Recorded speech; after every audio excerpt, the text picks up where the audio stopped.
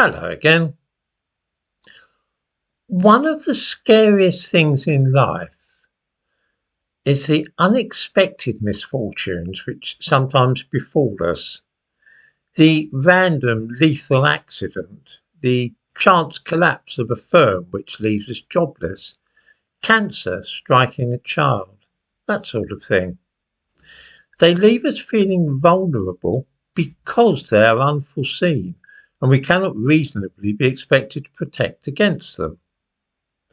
These are events which simply come out of the blue like lightning bolts. For this reason, we have devised various rituals and charms which we hope will protect us from disaster. If we eat 5 portions of vegetables a day, that will prevent our getting cancer of the colon. Don't drink and drive, and then you won't crash the car. Work hard and be a good employee, then you won't find yourself out of work. Don't smoke cigarettes, you won't get lung cancer.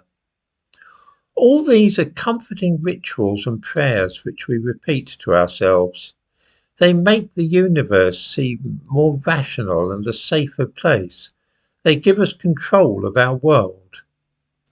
It is the random and haphazard nature of some catastrophes which frighten us, and this is a way of taming the world and allowing us to make sense of it. The problem is, of course, that this is all nonsense, and the world remains a place of chance happenings where bad things occur for no particular reason at all. So it is that we can persuade ourselves that smoking causes lung cancer, and this turns into a charm or magic spell. If you ask the average person if a lifelong non-smoker in this country is more likely to die in a road accident or of lung cancer, most people will answer at once that because smokers get lung cancer, then obviously a road accident is more likely to kill a non-smoker. In fact, non-smokers in Britain are 3 times as likely to die of lung cancer than they are of a road accident. 35,000 people a year are killed by lung cancer, 14% of whom are non-smokers. That's roughly 5,000. In 2021, just 1,500 people were killed in road accidents. This really is alarming because although we can drive safely and do our seatbelts up and not get drunk at the wheel, so guarding ourselves against the risk of being killed on the roads, there is absolutely nothing we can do about the risk of being one of the 5,000 non-smokers a year dying of lung cancer. Our careful plans about not smoking and this being safe and keeping us from lung cancer are thrown into confusion. Much the same thing happens when we see things in the wider world which are wholly beyond our control. Take immigration, for instance. We see seismic upheavals in Britain and large parts of the country occupied by those belonging to a different ethnicity. The flow of newcomers from abroad shows no signs of slowing down and is in fact increasing. If this is just a haphazard course of events about which nobody can do anything, then for many of us this is a disturbing state of affairs. There does not appear to be any cause and effect here. It has seemingly struck at random, just like the non-smoker who develops lung cancer. It's not fair, it makes no sense, and that in itself is terrifying because it means that there is nothing we can do about it. We're helpless. That can't be right because it makes us feel powerless in the face of what looks to some of us like a disaster. This is where the conspiracy theory comes to the rescue.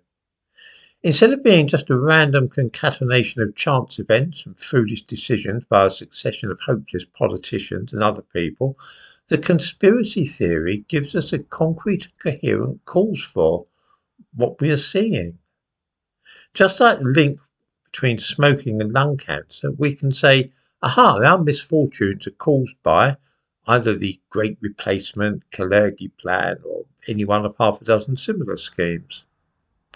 This is comforting because the universe has now stopped being a meaningless and chaotic place where things happen for no particular reason. Order is restored, and we can see cause and effect in operation, which is a relief. More to the point, we can actually do something about it.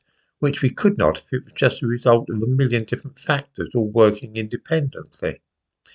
If there is actually a plan, then we can tell people about it and try and find a way to stop it. The fact that Jews are supposedly at the back of some of these conspiracies is an added bonus because they are a familiar enemy, and we know that for centuries they've been poisoning wells, controlling the world's financial systems, and sacrificing Christian children as part of the Passover celebrations. Nothing is more natural than they should be at the back of another scheme to wreck our nation. That's why Jews are found in quite a few other conspiracy theories, by the way, despite those relating to immigration. I am minded to devote a couple of videos to this subject, looking at specific examples of what I have touched lightly upon here, things such as the Great Replacement and so on.